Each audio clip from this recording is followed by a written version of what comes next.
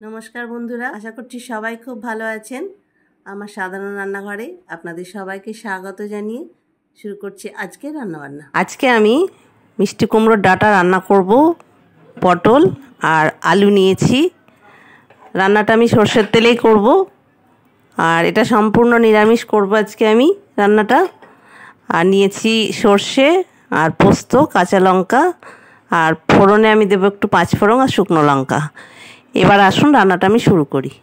কড়াইটা আমার গরম হয়ে গেছে, আমি সর্ষের তেলেই রান্নাটা করব।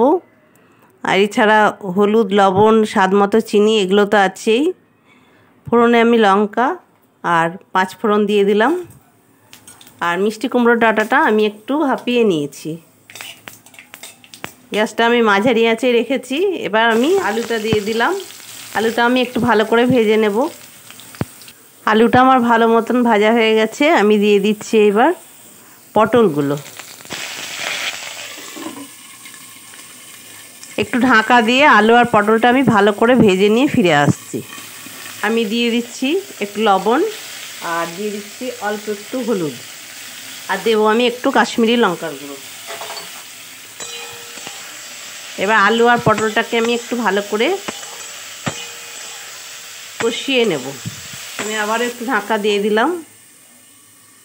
আমি আলু আর পটলটা ভাজা হওয়ার মধ্যেই এই সর্ষে, পোস্ত আর কাঁচা লঙ্কাটা বেটে নেব। আলু পটল আমার ভালো মতোই ভাজা হয়ে গেছে। কুমড়ো ডাঁটাটা আমি একটু ভাপিয়ে রেখেছিলাম, সেইটা এবার ঢেলে দেব। আমি আলাদা করে আর জল দেব না।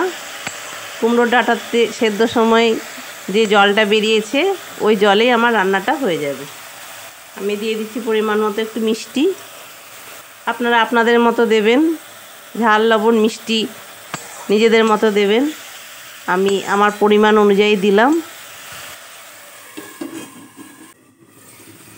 এবারে দিয়ে দিচ্ছি আমি সর্ষে, পোস্ত আর কাঁচা লঙ্কা বাটাটা।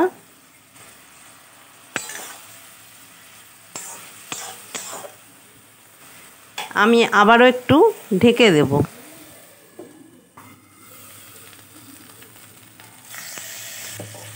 রান্নাটা আমার হয়ে এসেছে, পুরো তলায় লাগো লাগো হয়ে গেছে। আমি কিন্তু আলাদা করে কোনো জল দিইনি। ডাঁটাটা সেদ্ধ করেছিলাম, সেই ডাঁটার জলেই রান্নাটা আমার হয়ে গেছে। আপনারা এই রান্নাটা করে খেয়ে দেখবেন। যদি ভালো লাগে তাহলে অবশ্যই জানাবেন, জানালে আমার ভালো লাগবে। এবার দিয়ে দিচ্ছি আমি কাঁচা লঙ্কা একটা, আর দিয়ে দেবো একটু করে সর্ষের তেল। পরবর্তীতে আমার রান্না যদি আপনাদের দেখার ইচ্ছে হয় তাহলে অবশ্যই একটা সাবস্ক্রাইব করবেন। আর আশা করছি পাশে থাকবেন। ভালো থাকুন, সুস্থ থাকুন। ধন্যবাদ।